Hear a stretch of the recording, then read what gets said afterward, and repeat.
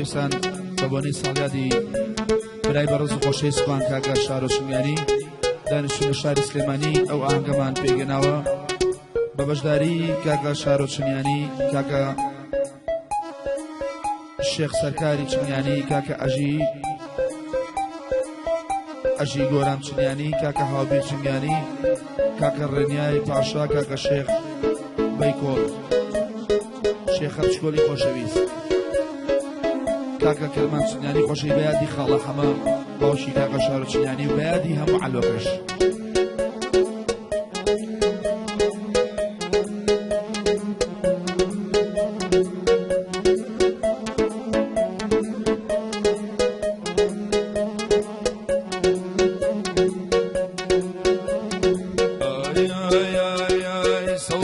سوزڵێ جانجان و جانجانەکەم سەوزەی ماباتی سەوزڵێ جانجان و جانجانەکەم سەوزەی ماباتی هەی لە قەنشیرت سەوزڵێ سەوزە گیانێ هەی دڵێ نەباتی هەی نەخۆش دەکەوتم شارۆ جان سەوزە گیانێ هەی بۆچی ناتی قوربانتم خێڵە جان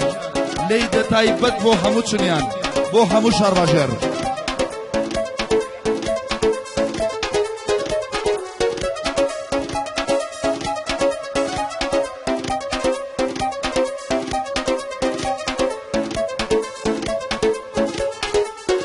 هاي بجي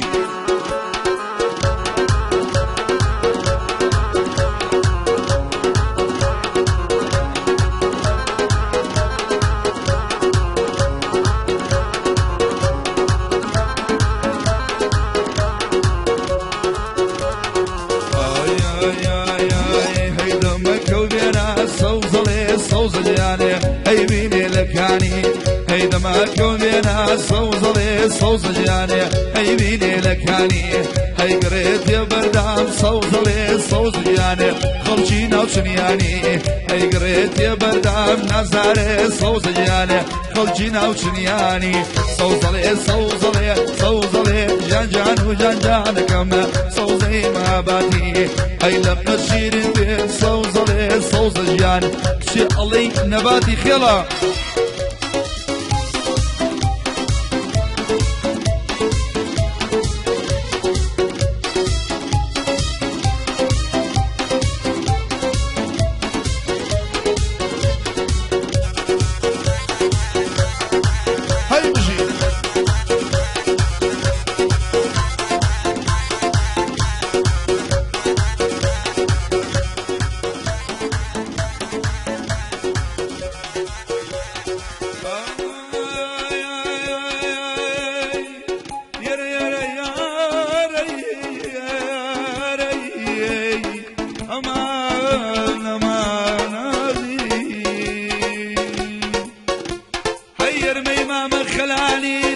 رزي شرياني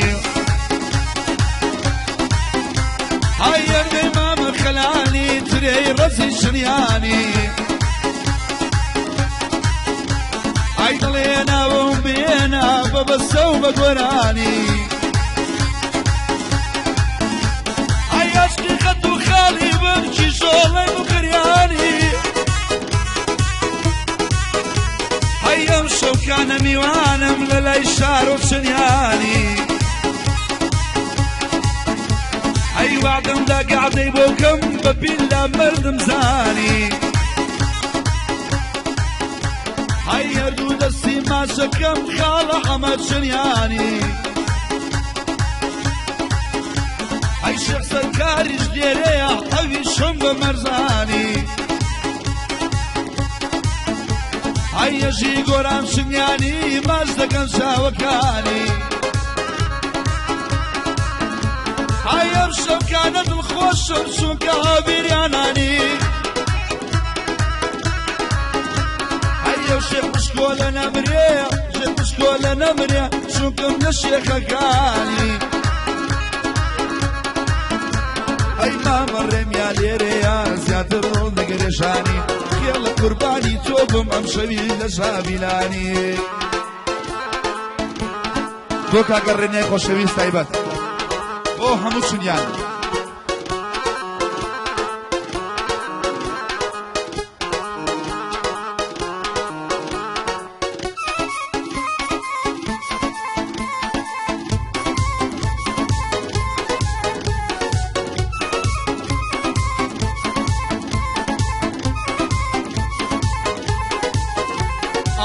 شماتشي ليوي كي شين عين قزويا هيارم خويدة توريني بوقرماني ورويا هيا وتشقر بوضلي بندي لسرخويا هاي شارو تشنياني نمري وقاعدة يبطويا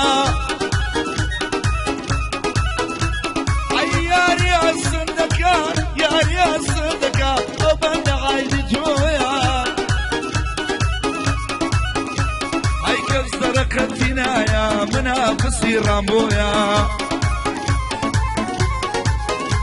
هاي ميواني شيخ سركارم شي ميواني ينقويا بو أجي قراما أمش عايدي تويا هاو بيري شنياني بندي من لسرخويا عرقي غاد مالم خوش ضي وزويا ويا قسم يكر وتشاوب ريتاتويا هاي بلقني من بيدك شوية جيتويا هاي بيادي خالة حما برزة ضلي أبويا هاي بيادي شنيانيا كان بيادي شنيانيا كان مرشي ميواني تويا هبشي ميواني تويا قرباتم خيال جان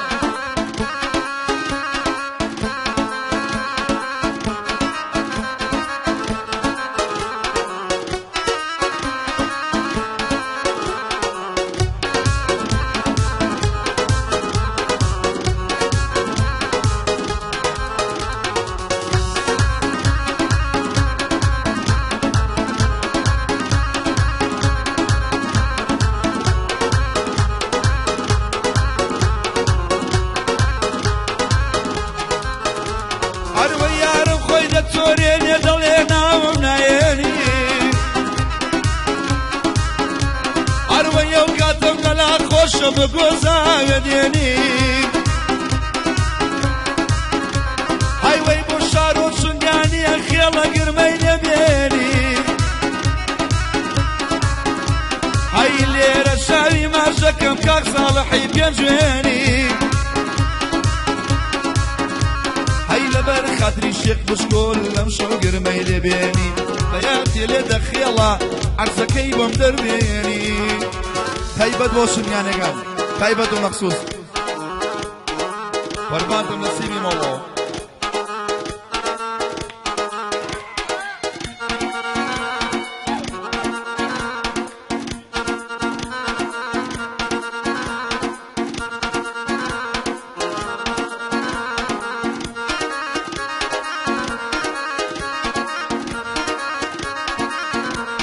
بيادي هابيري حسن شنياني بو سلو يلا جان برا بخور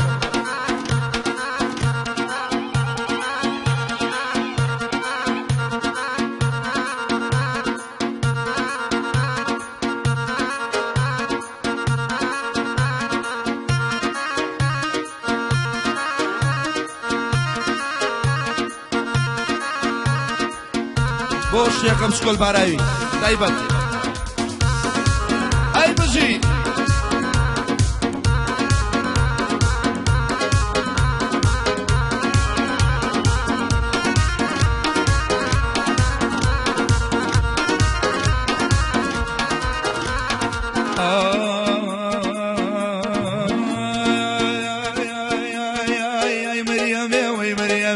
مريم صبلاكي اق مريم يا وي مريم يا مريم صبلاكي قم زاني مريم يا انا خداكي قم زاني مريم يا هربو من داخي بشاري افلون تايبت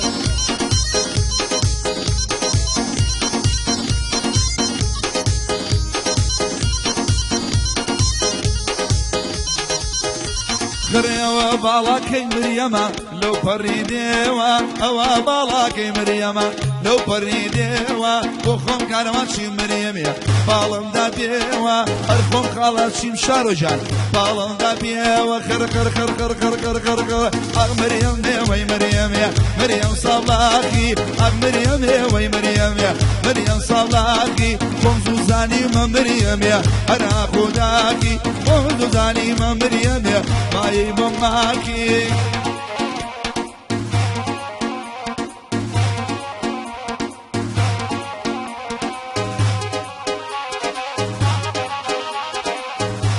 هادي وانر سنياني خوشکەسەی کاکە شارۆ تایبەت بۆ هەموو چنیان و هەموو شار باژێر بۆ باراویەکانیش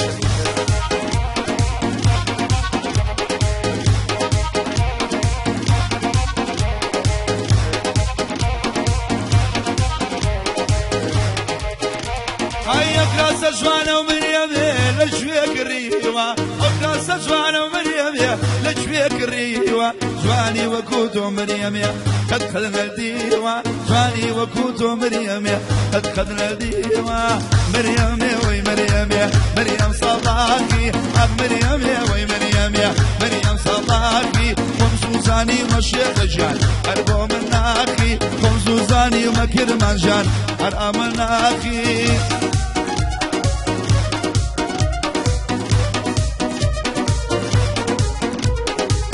بەتی شاتو شازیخان خوشکی کاکە شارۆ سنیانی چایە ماچەکەین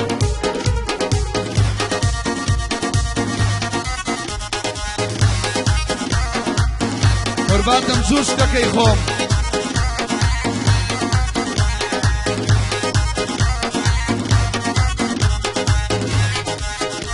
ئەی لە کۆڵاندا خەتمم دەکرد مەریەمێ مەریەمێ مەریەمێ مەریەمێ مەریەم سابلاکی لكولان ذاك الطون ذكر مريم صبلاكي يقلنا كبانجي يمكر مريم صبلاكي قرب بسر لواليامر مريم صبلاكي شاكونا بسر لواليامر مريم صبلاكي وي وي مريم يا وي مريم يا مريم صبلاكي مريم يا وي مريم يا مريم صبلاكي قوم زوزاني ما مريم يا أرى خداكي قوم زوزاني ما مريم يا أربو مناكي يلا جان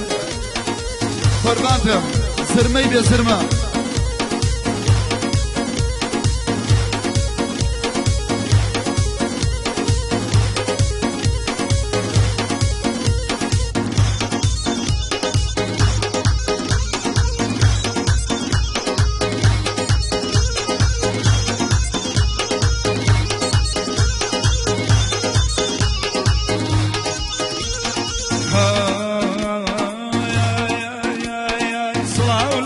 زردا لو قردنا بقردا ممشيتون ضلي بردا داورتي سما وردا كاكري قيبو بردا زاني موقول الجيا لخيلي هم وندا زاني موقول الجيا لخيلي هم وندا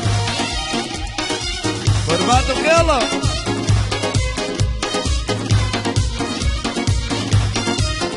بس شاو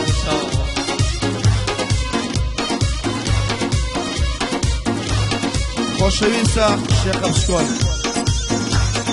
ئاو بیرجانە قسمەدام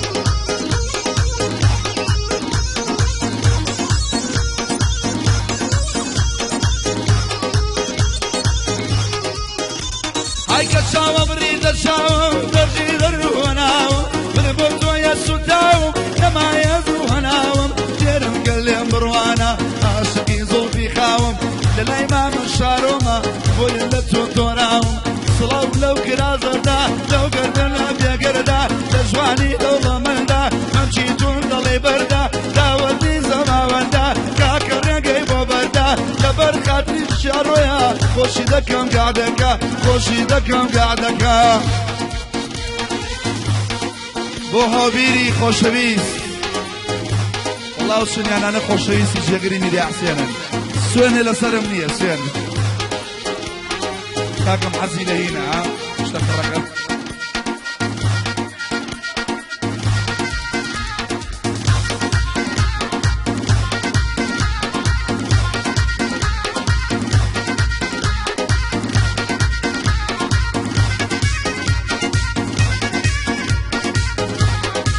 كاكرمان شاي ما شاء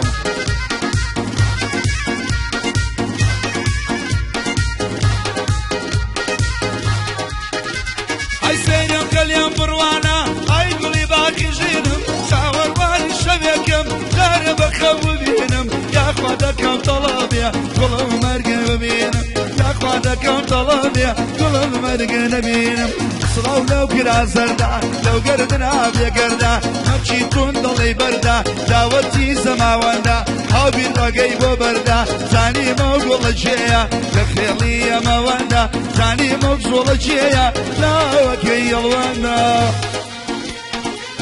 لا يدي توانا تشونياني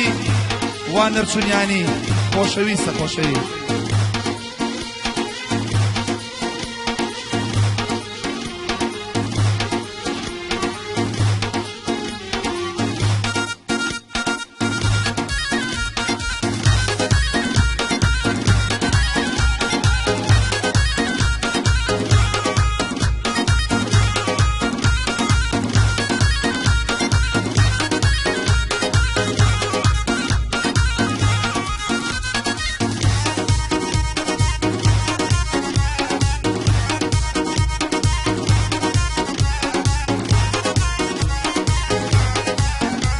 أقول أني أنا عمي بويا خمسارة إلهم بس مش فيه واحد جانو جانم نازل باوانم جانو جانو جانم نازل باوانم صري قبل مقيا مكادر بارانم بريج بليليتو عشقي نوشريانم عشقي دولو شاخي نوشي كردستانم عشقي دولو شاخي نوشي كردستانم بو عشي بو الشيخ سركار بو حابي تشنياني بو ريديا باشا بو الشيخ مشكول بو ماما شعري قول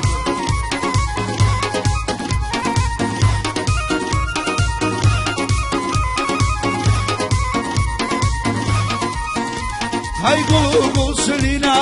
طيبار بينا قلوب سلينا طيبار بينا يا ركي مزوانا لدغنا شيرينا ما مشار زوانا لدغنا شيرينا جانو جان جان جان جان جان جانو جان جانم نازل بوانم جانو جانو جانم نازل بوانم صري قولي مقيا مكادر بارانم مني جويلي حبيب خلشي ناشنيانم شدي شاكو دولي ناشي كردستانم خلص الميلة دا أمشري دا سابيلانم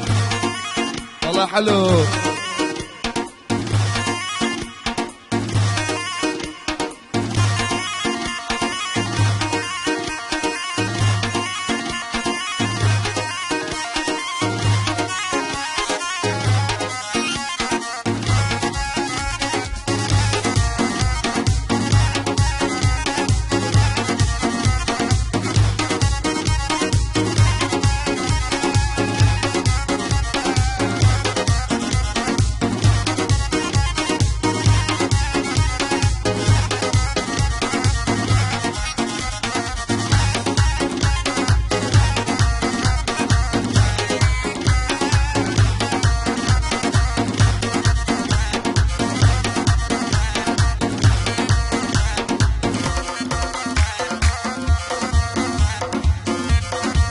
هاي بشي مصابة بو شارع علوة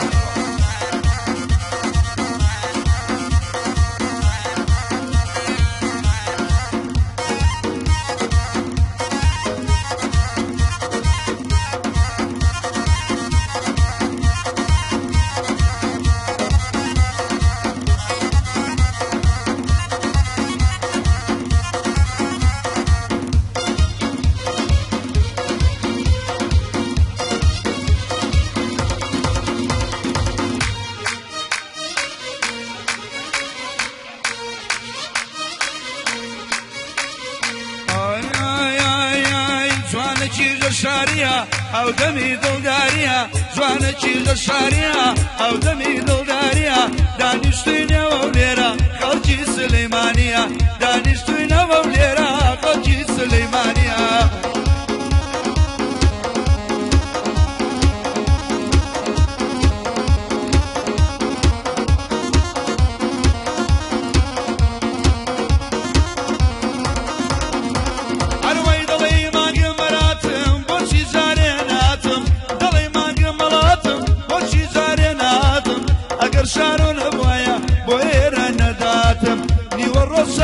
خواردووە ئێزا بۆ یێراتم جوانە کیژە شاریە هەودەمی دڵداریە جوانە کیژە شاریە هەودەمی دڵداریە دانیشتوینەوە و لێرە خەڵکی سلەیمانیە ئەو یارم زۆر خۆشەوێ سوکێکم چنیانیە ئەی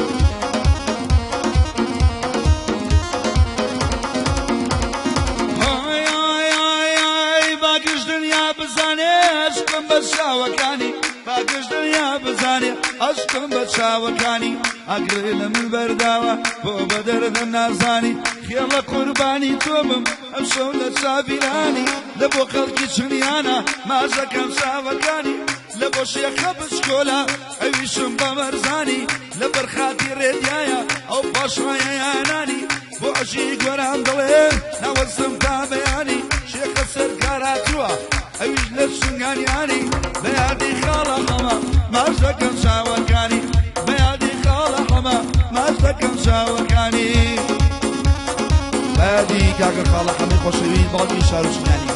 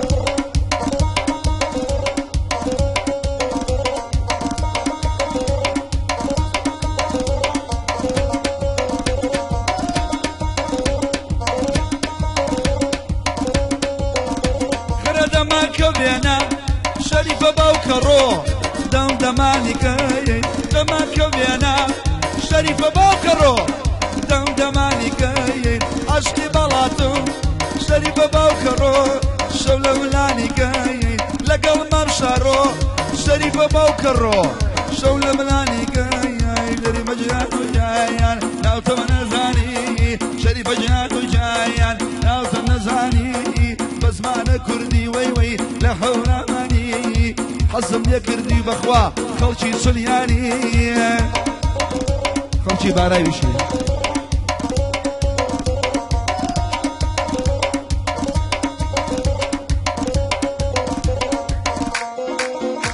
هەی بۆ خۆت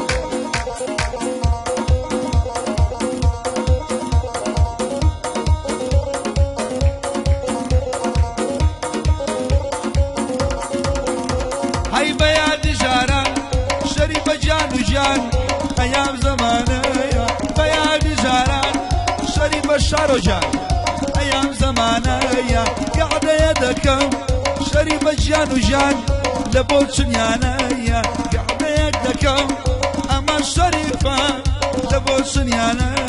شريف جان وجان خزام لجاني شريف جان جاية خزام لجاني دول الزرجوازي وي وي لا حول ما نيم دول الزرجوازي خريم لا حول ما نيم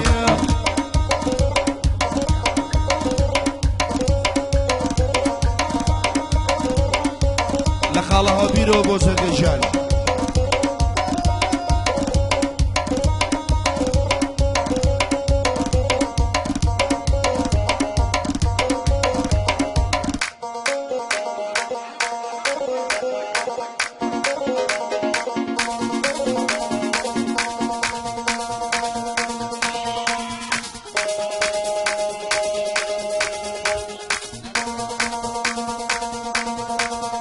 يلا جامو ما مشارو بوشني انا بزمي بزما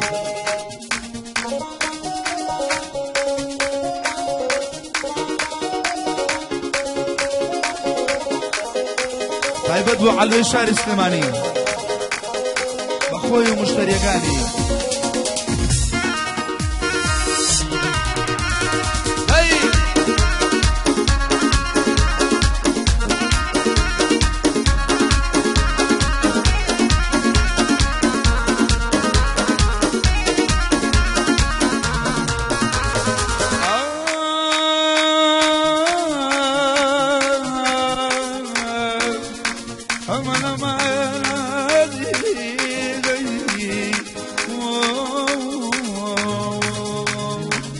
ربي مال ويران بي ام بولا شيا ربي مالك هاول بي ام بولا شيا زود ممكن خسروا يملي او ممكن شيا لبدر قاعد يتودروا اواد شويه شيا لبدر قاعد يتودروا اواد شويه شيا لمن مي بخيلا يشحلوا ملنيا بيادي خال محمد هرشي يكشنيانيا يا رشاويان ما زكم هرشي يكشنيانيا ايدلن جيدلن يارم بوشي توراوا ايدلن جيدلن يارم بوشي توراوا يملي بوشي توراوا لسر قولي نماوا نيران تصويري بكا امشو نشم صاوا الله لك يلا الله لك يلا والله خوشويسي خاله هوبي اخوة خوشويسو عزيزي يومي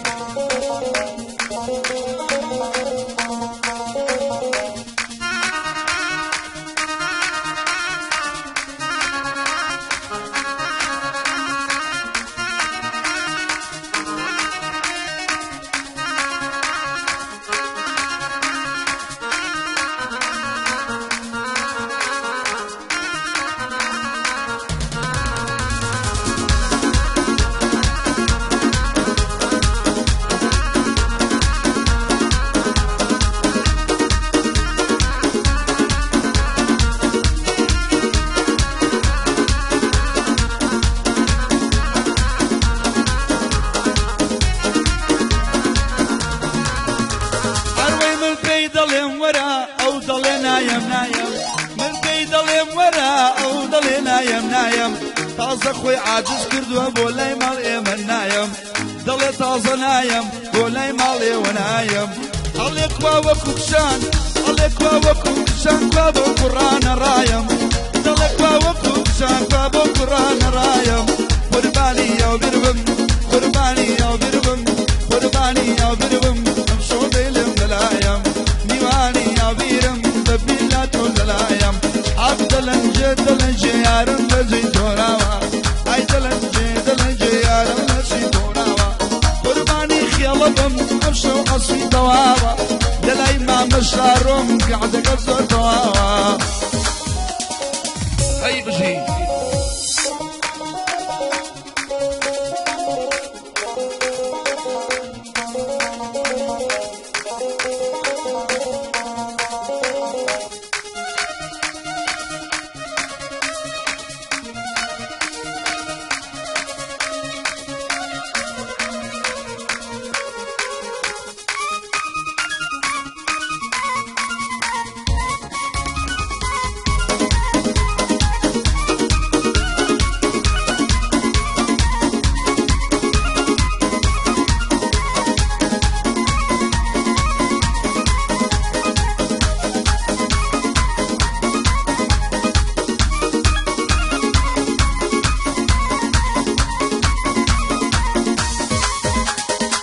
يصبشي لدري مريم لبدرقايا بوني عدلو لاكوز انا وطوب وقونايا اول شكر بوطلي بندي بوطاينايا يا دي حمد شنياني بدور ديلا ولايا شمبوكي شارويا بندي لخذ مدايا يا دي اولونك بندي باسي كرايا بيادي عالوكا ابشي كنشي تدايا امشو شواني بوطلي الشيخ سكارم درايا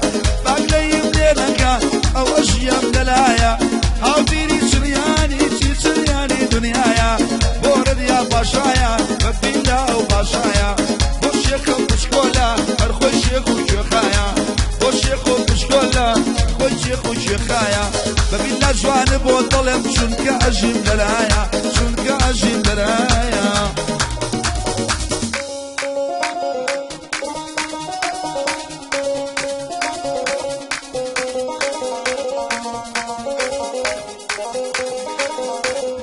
هادي دوي شاي مع شبين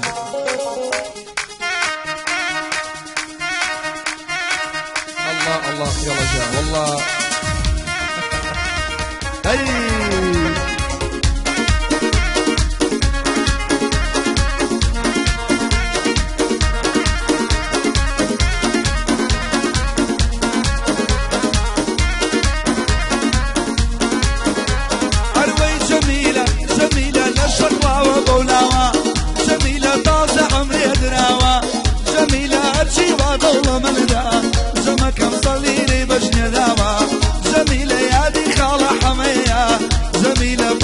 بيري بياوا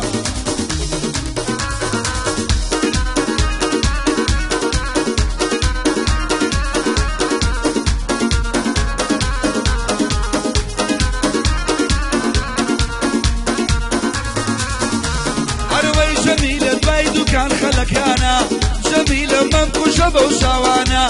جميلة يارم برشاني جواني جميلة مني بردم ميخانا جميلة للاي ما مشارما جميلة نمرة مردي زمانا جميلة عرشو قاعدة يدكم جمكة مرشي خلقي سنيانا بادي شيخ سركار سنياني تايبك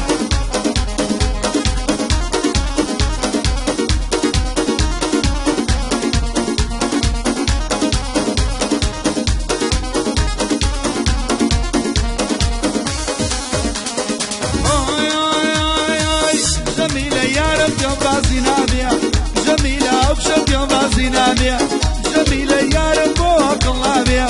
جميلة خيالة امشو زرمي بيا جميلة امشو للاي سنياني بدي لا تعصى نجاتنا بيا كوتي تناغم سنياني انا هو اساني امشو نجاتنا بيا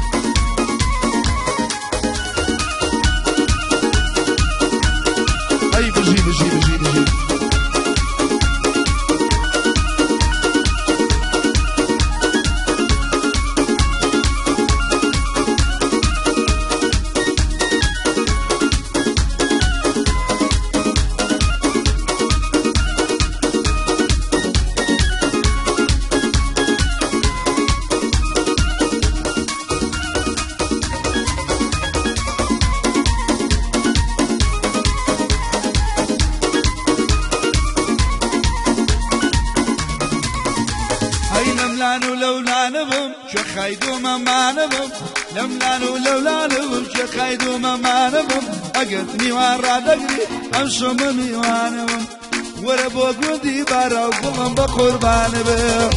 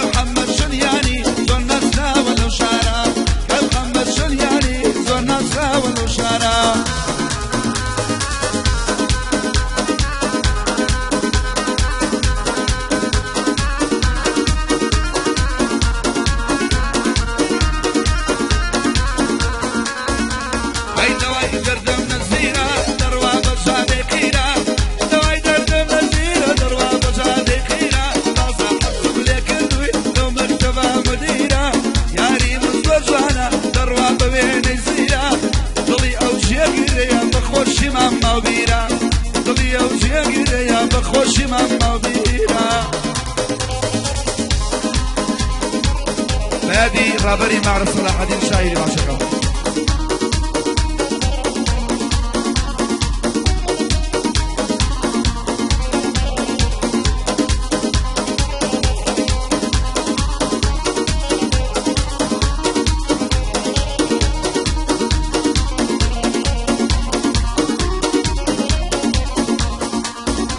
هيدا وهي دردم قشاوة بطير للظلمي داوة أرد درجة وقراوة سناري أنا ولاوة حمود عبا قشورة ورق ديري مناوة وخلشي دنياني تعرف يا كراوة والشيخ بشكولة أو بابيري بياوة مرد يا خوشمي أو بباشا نسلاوة كاكاو بين شرياني يلا بيسرا وشاوة وأجي قولانا أو هاباسي كراوة شيخ سركار ليريا شارو شام مناوة لبنان ولولا نضم شيخ هيدو ما نضم أقرني ورا دقري امشو من الميرمان بم أقرني ورا دقري